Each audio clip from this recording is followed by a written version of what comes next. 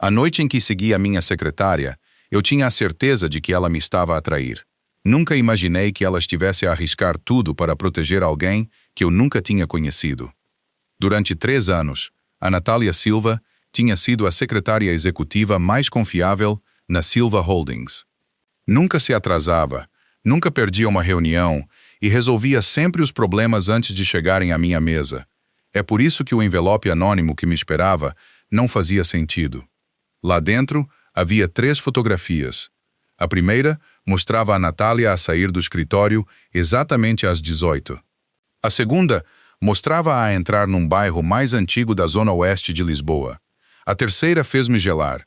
Ela estava ao lado de um homem cujo rosto tinha sido circulado a vermelho. Por baixo da fotografia, uma frase estava escrita: "Ele trabalha para a família Blackmore." A família Blackmore era o nosso inimigo mais antigo, responsável por 2 guerras que quase destruíram a rede criminosa de Lisboa. Se uma das minhas próprias pessoas tivesse começado a encontrar-se com eles, tudo mudava. O Marco entrou momentos depois. "Já verifiquei as fotografias", disse ele calmamente. "São autênticas." "Há quanto tempo?" perguntei. 3 quintas-feiras, mesma localização, mesmo homem. Após um longo silêncio, ele finalmente perguntou: "Quer que a elimine?" Olhei para o horizonte da cidade. "Não. Se a Natália me traiu, quero ouvir isso dela mesma."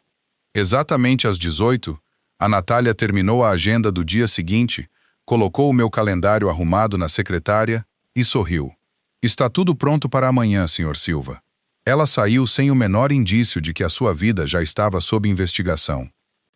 4 minutos depois, o Marco e eu seguimos-la num SUV descaracterizado. "Sem equipas de segurança?" perguntei. Ele abanou a cabeça. Se ela é inocente, nunca pode saber. A chuva embaçou o para-brisas enquanto a seguíamos no autocarro através do trânsito da noite. Fordos que minutos depois, ela desceu num bairro sossegado e parou em frente a um pequeno supermercado. Antes de entrar, ela escaneou cuidadosamente a rua. O Marco franziu o sobrolho. "Miguel, acho que ela acabou de verificar se havia vigilância."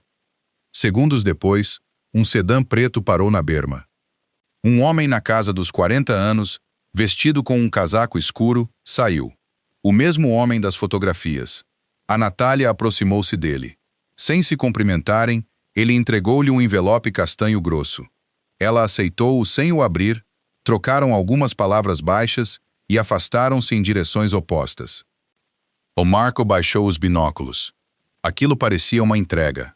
Assenti. Todos os instintos que eu tinha desenvolvido ao longo de 20 anos no crime apontavam para as mesmas possibilidades: dinheiro, informação ou traição. Momentos depois, a Natália entrou no supermercado. Meia hora depois, ela reapareceu vestindo um avental azul da loja e discretamente abasteceu as prateleiras ao lado de uma caixa idosa, como se trabalhasse lá há anos. O Marco olhava através da janela. "Não entendo! Eu também não!"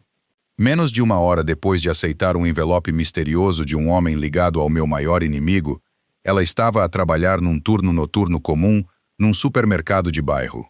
Pela primeira vez em anos, percebi que já não estava a investigar um empregado.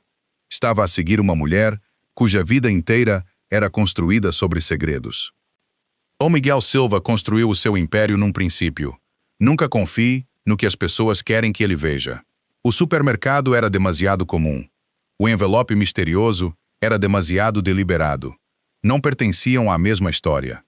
O Marco pousou os binóculos no painel. "Ainda achas que ela trabalha para o Blackmore?" perguntou. "Acho que alguém quer que eu acredite nisso." "Isso é diferente. É sempre diferente. Traições reais raramente se anunciam. Alguém fez questão de que essas fotografias chegassem à minha mesa porque queriam que a Natália Silva se tornasse o meu problema." Do outro lado da rua, ela cumprimentava clientes idosos, ajudava uma mãe a carregar sacos pesados e entregava um rebuçado esquecido a um menino. Nada nela se assemelhava a alguém que passava informações da máfia 1 hora antes.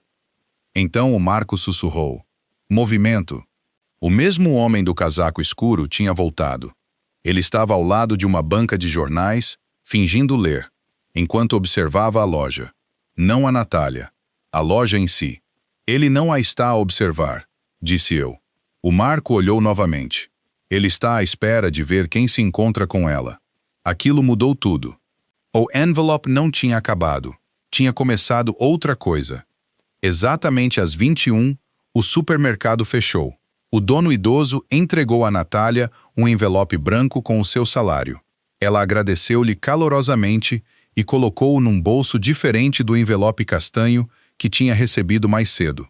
O Marco notou imediatamente. Se ambos são pagamentos, são por razões diferentes. Enquanto a Natália se afastava, o homem do Blackmore ficou para trás, mas um jovem num capuz escuro começou discretamente a segui-la. Ao mesmo tempo, outro veículo deslizou para a rua atrás de nós sem luzes. 3 grupos diferentes estavam a observar uma mulher. O meu telefone tocou. O Dante, chefe de segurança interna. Tracei as fotografias anônimas, disse ele. Foram entregues em mão.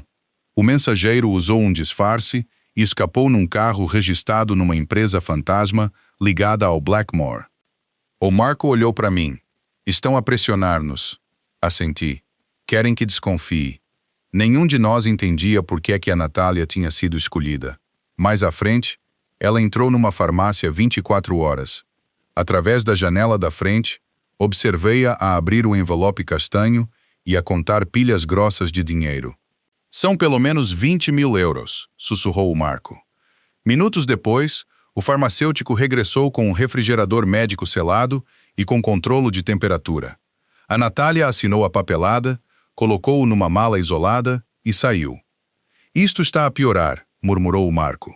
Não, respondi. Está a ficar mais estranho. Criminosos compram armas ou silêncio com aquele tipo de dinheiro, não medicamentos refrigerados. Lá fora, a Natália verificou cuidadosamente ambos os lados da rua. O jovem do capuz desapareceu num beco próximo no momento em que ela olhou à volta. Ela continuou a andar até parar debaixo de um candeeiro de rua partido. Sem se virar, disse baixinho. Eu sei que ainda estás aí. O Marco congelou, mas a figura que saiu das sombras não era do Blackmore. Era um veterano idoso sem abrigo. Não como desde ontem, admitiu ele. A expressão da Natália suavizou imediatamente. Ela abriu o envelope do supermercado, não o castanho, comprou-lhe uma refeição quente e depois deu-lhe grande parte do dinheiro que tinha acabado de ganhar.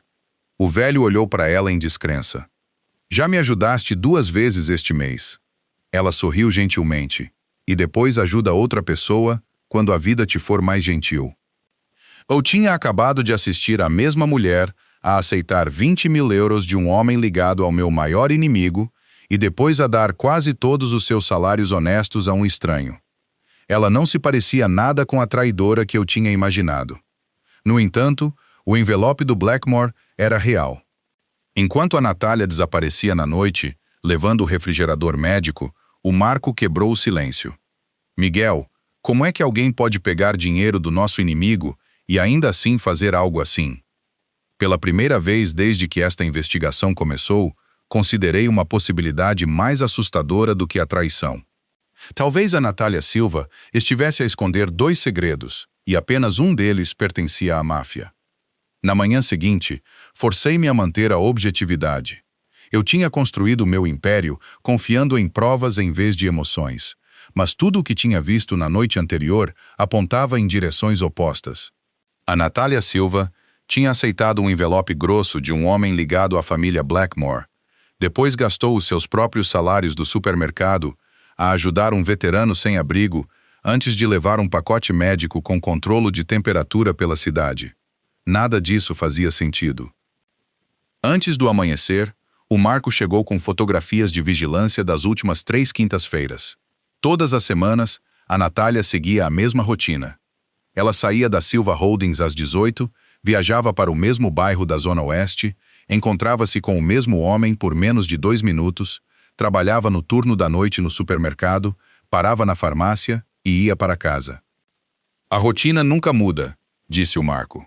Criminosos profissionais não repetem padrões como estes, a menos que queiram que alguém repare. Ele tinha razão.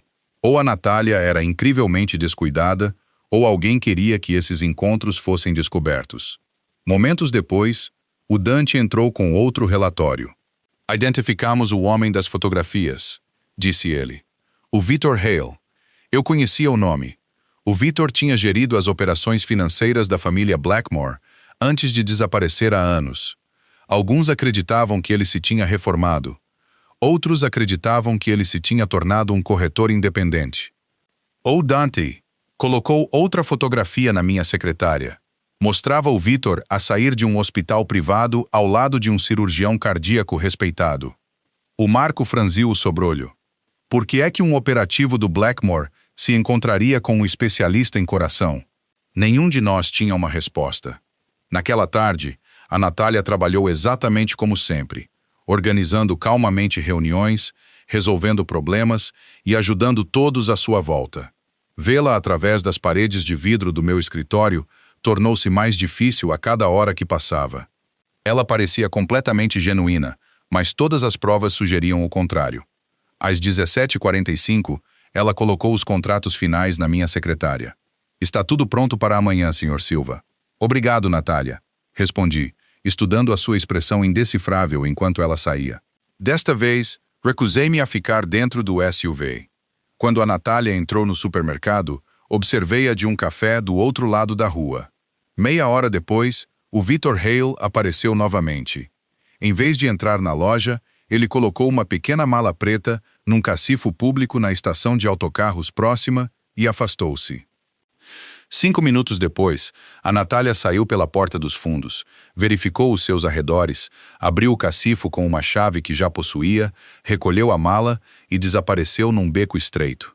Miguel, ela acabou de pegar em algo, disse o Marco pelo meu auricular. Corri em direção ao beco, mas era tarde demais. A Natália tinha desaparecido. Apenas um objeto permaneceu debaixo de um candeeiro de rua a piscar. Um cartão-chave prateado marcado com o inconfundível brasão do Blackmore. A família Blackmore nunca emitia esses cartões a pessoas de fora. Quem quer que carregasse um pertencesse a eles ou tivesse sido confiado com um dos seus segredos mais sombrios. Não peguei no cartão-chave imediatamente. Anos na máfia ensinaram-me que as provas mais perigosas eram frequentemente as que alguém queria que eu encontrasse. Fotografei-o onde estava, coloquei luvas e levantei-o do asfalto molhado. O brasão do Blackmore era genuíno e o chip de segurança correspondia à sua tecnologia.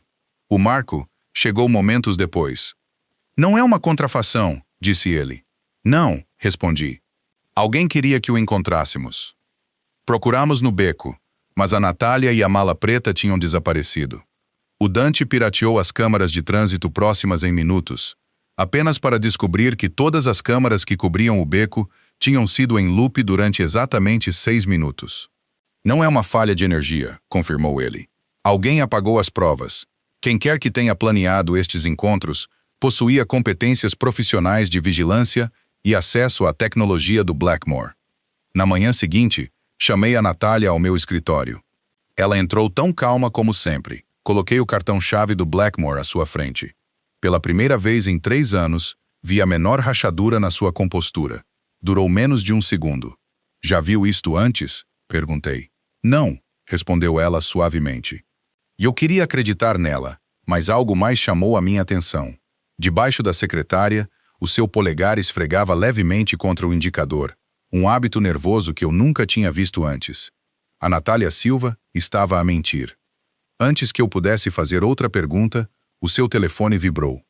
Ela olhou para o ecrã e toda a cor desapareceu do seu rosto antes de silenciar a chamada. Está tudo bem? Perguntei. Apenas uma chamada de spam, respondeu ela com um sorriso fraco antes de sair. No momento em que a porta fechou, o Dante rastreou o número. Pertence ao Centro Médico São Gabriel. O Marco franziu o sobrolho. O hospital cardíaco? O Dante abanou a cabeça. A Natália tinha mentido sobre o cartão-chave e a chamada telefônica. No entanto, ambas as mentiras apontavam para um hospital, não para a família Blackmore. Naquela tarde, seguimos o Victor Hale em vez da Natália. Ele dirigiu diretamente para a garagem subterrânea do Centro Médico São Gabriel. Emergiu 20 minutos depois carregando apenas um dossiê de paciente selado e entregou-o a uma enfermeira antes de sair. O Marco baixou os binóculos. Miguel, E se isto nunca teve a ver com a nossa organização? Continuei a observar a entrada do hospital.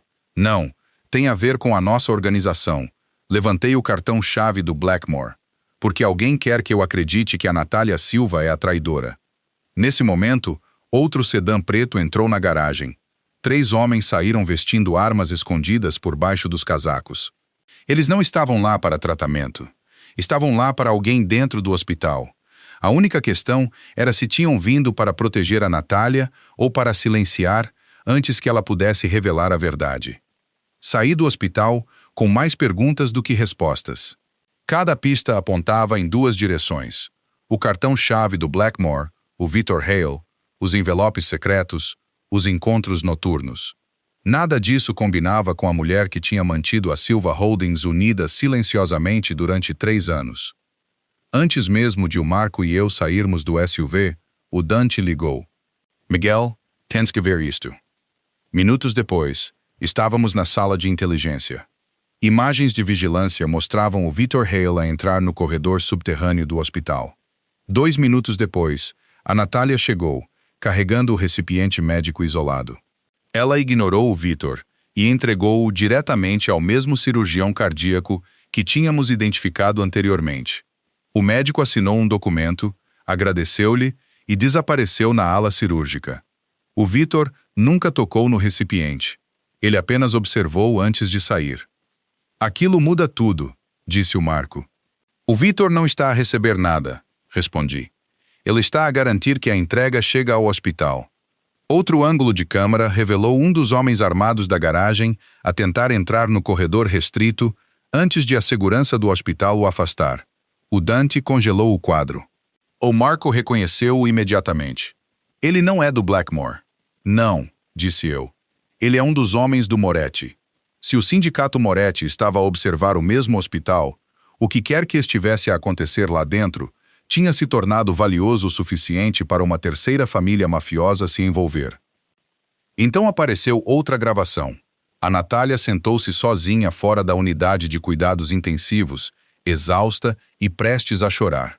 Uma freira idosa confortou-a antes de ela limpar o rosto, forçar um sorriso e sair com o ar da composta secretária executiva que todos conheciam. O Marco encarou o ecrã. Ela não estava a representar.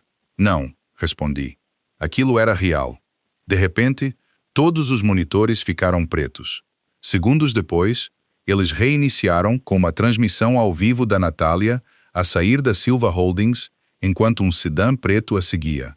Uma mensagem apareceu em todos os ecrãs. Vocês estão a vê-la, nós também. Ordenei imediatamente que todas as equipas de vigilância parassem. Ninguém se envolve, a menos que a vida dela esteja em perigo imediato, disse eu ao Marco. Observamos. Quem quer que tenha enviado essa mensagem queria que eu reagisse emocionalmente, e eu recusei-me a dar-lhes essa vantagem. O Dante rastreou o sinal, mas ele tinha sido encaminhado através de 12 países. Quem quer que tenha pirateado a nossa rede sabia exatamente como desaparecer. Mais perturbador era a própria mensagem. Eles sabiam que eu estava a proteger a Natália, o que significava que eles me observavam há muito tempo antes de eu começar a observá-la. Mais tarde naquela noite, um oficial disfarçado informou que o Victor Hale tinha saído do hospital. Um drone seguiu-o até um armazém abandonado perto do rio Chicago. Lá ele encontrou-se com Richard Hollow, o respeitado presidente da Fundação Médica São Gabriel. Publicamente, Hollow era um filântropo famoso. Privadamente, a inteligência ligou-o à lavagem de dinheiro durante anos. O Victor entregou-lhe uma pasta selada antes de ambos os homens desaparecerem dentro do armazém. Quando o Marco perguntou se deveríamos intervir, abanei a cabeça. Se isto é uma armadilha, sobrevivemos recusando-nos a entrar nela. Perto da meia-noite, o Dante trouxe-me um saco de provas recuperado da nossa garagem executiva. Lá dentro, havia um envelope não marcado endereçado apenas a mim.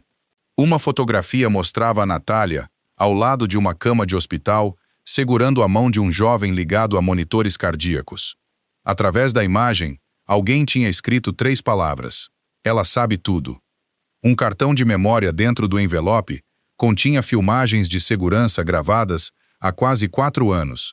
antes da Natália se juntar à Silva Holdings. Mostrava uma Natália mais jovem a entrar numa sala de reunião privada onde o Victor Hale estava à espera, ao lado do meu pai, Antônio Silva, um homem que supostamente tinha morrido há 6 anos. O Marco olhou para o ecrã em descrença. Eu só conseguia sussurrar uma conclusão. Alguém me está a mentir há muito mais tempo do que a Natália alguma vez poderia. Eu não dormi naquela noite. A filmagem de segurança repetia-se incessantemente na minha mente. O meu pai estava morto há 6 anos. Eu próprio o tinha enterrado. No entanto, o carimbo de data-hora era autêntico, mostrando-o sentado em frente ao Victor Hale, enquanto a Natália Silva entrava carregando uma pasta selada. Não havia áudio. O meu pai leu os documentos, acenou a Natália, deslizou um envelope pela mesa e ela saiu. 12 segundos depois, a gravação terminou. Se isto é falso, alguém fez um esforço extraordinário, disse o Marco. O Dante completou outra análise forense e abanou a cabeça. 100 edições. Cada fotograma é original. Olhei para eles. Encontrem essa localização. Minutos depois, o Dante identificou o escritório abandonado da Fundação Silva. Antes do amanhecer, o Marco e eu vasculhamos o edifício deserto. A sala de conferências combinava perfeitamente com o vídeo, até mesmo a janela partida. Então, notei uma cadeira ligeiramente fora do lugar. Arranhões no chão levavam a um armário, escondendo um pequeno cofre eletrônico. O Dante abriu-o em poucos minutos. Lá dentro havia apenas 3 itens: o relógio de bolso prateado do meu pai, uma fotografia desbotada com o rosto de uma adolescente deliberadamente queimado e uma carta selada dirigida a mim. Em toda a frente, 6 palavras me gelaram. Apenas o Miguel deve ler isto sozinho. O Marco afastou-se enquanto eu a abria. A mensagem do meu pai era breve e inequívoca. Se estás a ler isto, alguém começou a usar a Natália Silva contra ti. Ela nunca escolheu esta vida. Tudo o que ela fez foi porque eu lhe pedi para proteger algo que nem o Blackmore, nem a nossa própria organização poderiam alguma vez possuir. Quando esse dia chegar, confia nela antes de confiares em alguém que use o nome Silva, incluindo eu. Fiquei congelado. Durante semanas, eu tinha tratado cada mentira que a Natália contava como prova de traição. O meu pai via-as como o preço de proteger a sua última promessa. Pela primeira vez, deixei de perguntar se a Natália estava a esconder a verdade e comecei a perguntar o que lhe tinha custado carregá-la sozinha. O Marco estudou o meu rosto. O que é que ele disse?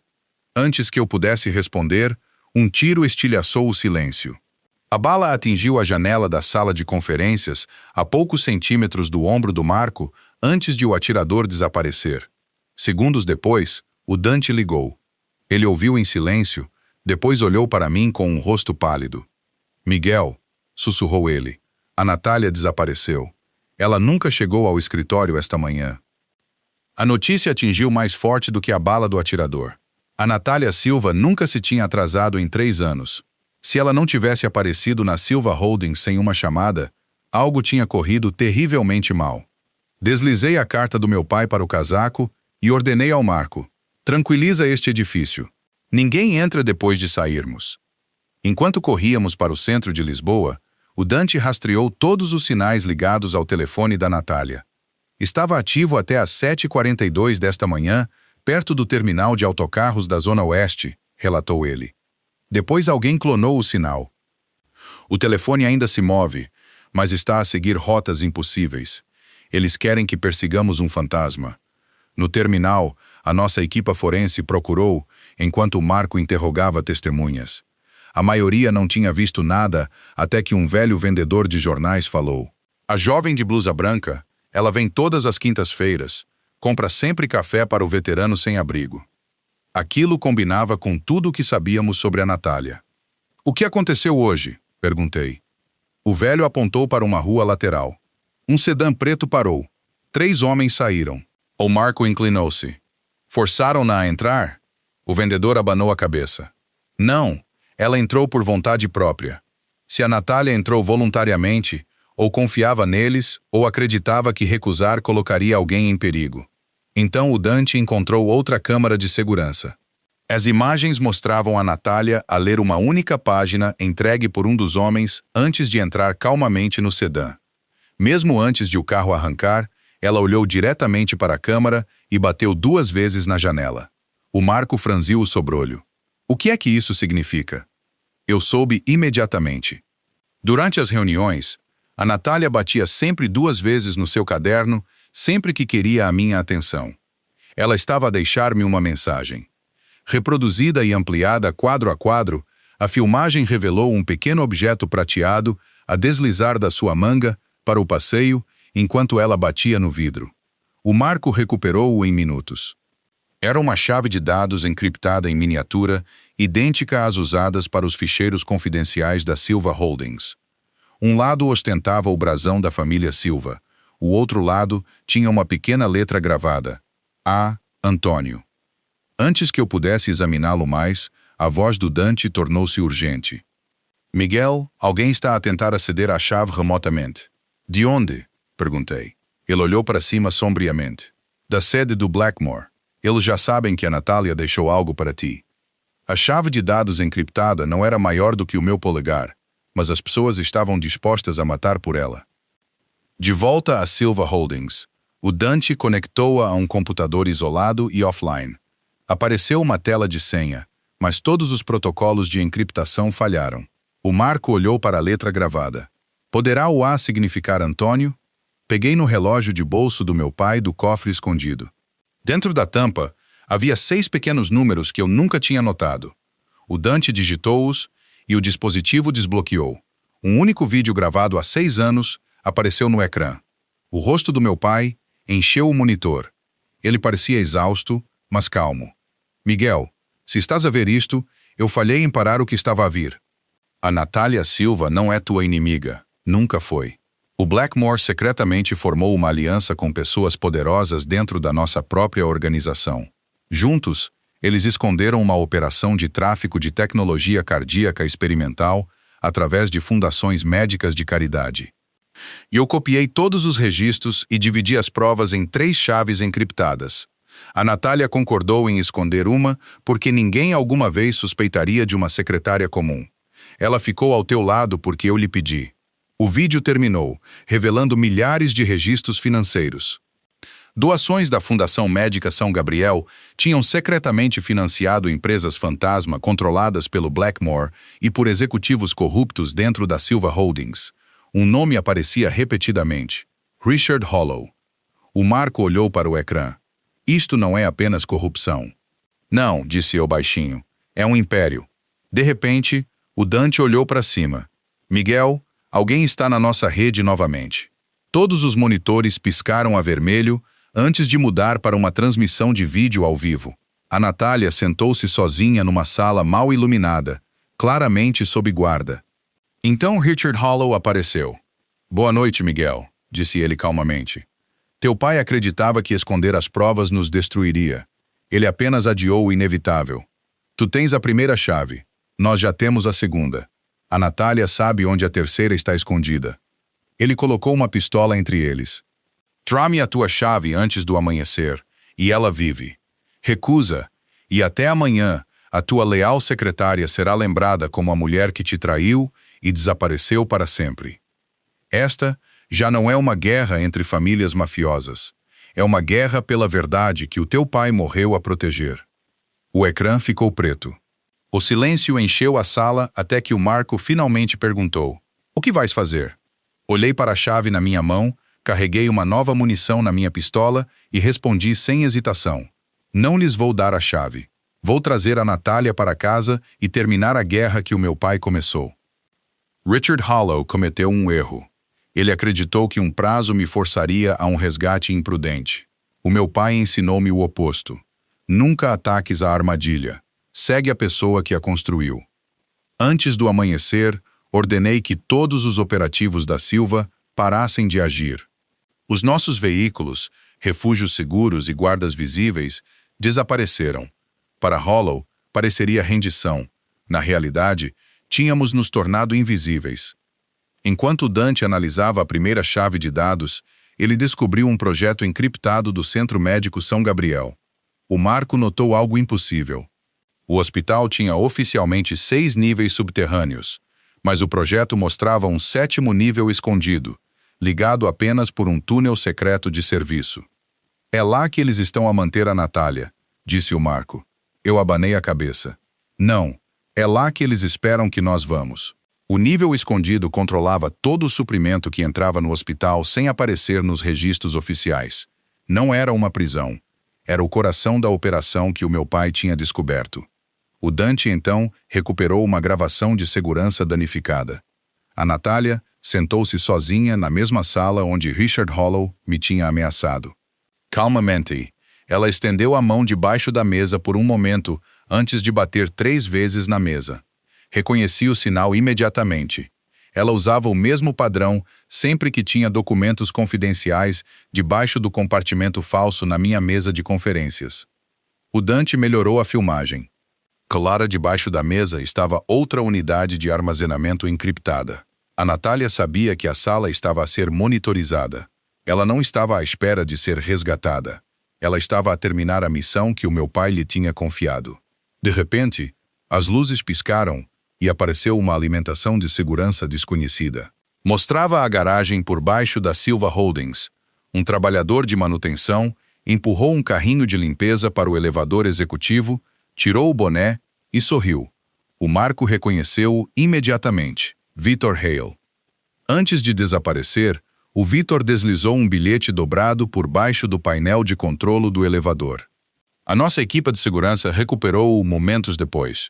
Escrito na caligrafia inconfundível do meu pai, havia uma única frase: não salves a Natália. Ajuda a terminar o que ela começou. Nesse momento, o Dante recebeu uma chamada de emergência.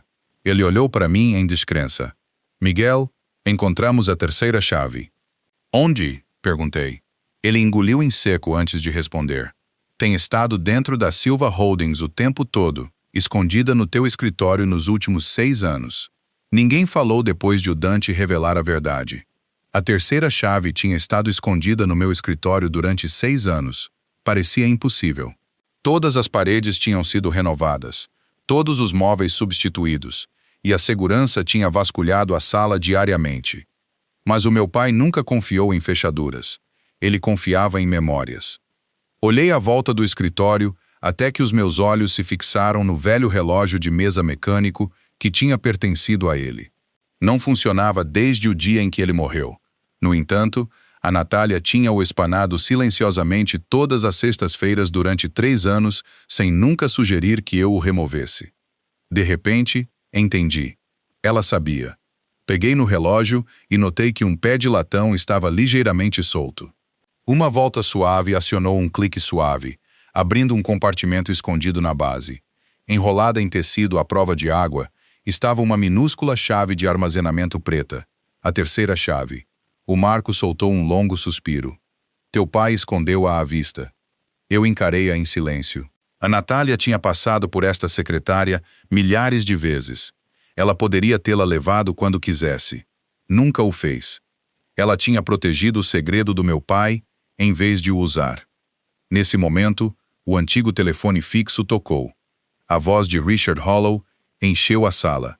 Parabéns, Miguel. Finalmente encontraste o que teu pai deixou. Soubeste onde estava? Perguntei. Ele riu suavemente. Não, a Natália soube. Antes que eu pudesse responder, o monitor do escritório ganhou vida. A Natália apareceu dentro da instalação subterrânea escondida. Ela estava sem restrições e completamente calma. Miguel, disse ela, se estás a ver isto, então encontraste a 3ª chave. Teu pai estava certo sobre ti. Onde estás? Perguntei. Ela sorriu fracamente. Exatamente onde escolhi estar. O Marco olhou em descrença enquanto a Natália continuava. Richard Hollow acredita que me controlou durante 6 anos. Ele não sabe que eu lhe tenho fornecido informações falsas desde que teu pai me confiou as chaves. Hollow interrompeu de fora do ecrã, mas a Natália ergueu calmamente um pequeno transmissor escondido na sua manga. Tu nunca me capturaste. Ela pressionou um botão. Luzes de aviso vermelhas inundaram a instalação subterrânea enquanto sirenes ecoavam pelo edifício. Cofres seguros destrancaram e ficheiros classificados começaram a transmitir para todo o mundo. O portátil do Dante encheu-se de alertas. Miguel, todos os ficheiros das 3 chaves estão a ser enviados para o FBI, Interpol, Departamento de Justiça e grandes organizações de notícias. Pela primeira vez, Richard Hollow perdeu a compostura e lançou-se contra a Natália. Ela nunca vacilou. Acabou, disse ela calmamente. Hollow tirou lentamente um detonador remoto do bolso e sorriu. Não, Natália. Só acaba se algum de vocês sobreviver nos próximos 5 minutos. 5 minutos. Era tudo o que Richard Hollow acreditava que precisava para apagar 6 anos de segredos. Os ficheiros roubados já se espalhavam pelos servidores governamentais em todo o mundo. Não havia como parar o upload. A verdade saiu. O detonador de Hollow já não era uma alavancagem. Era vingança. Localiza a instalação, ordenei. O Dante rastreou o transmissor da Natália até túneis de metro abandonados debaixo do Centro Médico São Gabriel. O Marco carregou a sua pistola. Vamos entrar. Não, disse eu. Vamos acabar com isto. Guiados pelo projeto do meu pai, atravessamos os túneis esquecidos e invadimos o laboratório escondido enquanto explosões ecoavam por cima. Cientistas e pessoal fugiram enquanto os servidores se destruíam. No centro da sala de controlo estava Richard Hollow com o detonador. A Natália enfrentou-o calmamente. O medo que ela carregara durante anos tinha desaparecido. Hollow sorriu ao ver-me. Teu pai morreu a proteger estes ficheiros. Agora ambos podes juntar-te a ele. Enquanto seu polegar se movia em direção ao detonador, Victor Hale saiu das sombras. Acabou, Richard. Hollow congelou. Victor ergueu a sua arma. Antônio Silva recrutou-me há anos. Tudo o que pensaste que eu roubei dele, entreguei a Natália. Hollow percebeu tarde demais que tinha confiado no homem errado. Ele estendeu a mão para o detonador, mas o Marco disparou primeiro, derrubando-o pelo chão. A segurança de Silva cercou Hollow enquanto agentes federais, alertados pelas provas carregadas, invadiam a instalação pela entrada oposta. Em poucos minutos, Richard Hollow e toda a sua organização foram presos. Os servidores ficaram em silêncio. A contagem decrescente terminou. A guerra do meu pai finalmente acabou. Enquanto a fumaça se dissipava, a Natália olhou para mim. Desculpa ter mentido para ti. E eu abanei a cabeça. Nunca mentiste sobre quem eras. Apenas carregaste uma promessa que nunca foi tua para quebrar. Lágrimas encheram os seus olhos. Teu pai acreditava que escolherias a verdade em vez da vingança. Eu sorri. Pela primeira vez na minha vida, ele estava certo. Semanas depois, o caso tornou-se o maior escândalo de crime organizado e corrupção financeira na história de Lisboa. O São Gabriel foi dissolvido, a rede criminosa desmoronou-se e o Daniel finalmente recebeu o tratamento cardíaco de que precisava através de um programa legítimo. O Victor Hale desapareceu mais uma vez, deixando apenas uma nota a agradecer a Antônio Silva por lhe dar mais uma oportunidade de fazer a coisa certa. A vida voltou lentamente ao normal na Silva Holdings. Numa sexta-feira à noite, a Natália colocou a minha agenda na minha secretária e sorriu. Está tudo pronto para segunda-feira, Sr. Silva. Empurrei suavemente a pasta para o lado. Miguel, corrigi eu. Ela riu suavemente. Por um momento, nenhum de nós falou. Cada segredo, cada dúvida e cada sacrifício desvaneceram-se no silêncio entre nós. Estende a mão para a dela, dando-lhe todas as chances de se afastar. Ela não o fez. Em vez disso, ela fechou a distância ela própria. O nosso primeiro beijo foi breve, mas carregou o peso de tudo o que tínhamos sobrevivido juntos. Não nasceu da vitória, nasceu da confiança. Enquanto caminhávamos para o elevador com vista para as luzes de Lisboa, finalmente entendi o que o meu pai nunca tinha compreendido. Os impérios mais fortes não são construídos sobre o medo, são construídos sobre a confiança. E, por vezes, a maior vitória é encontrar a coragem de confiar na única pessoa que nunca parou de te proteger.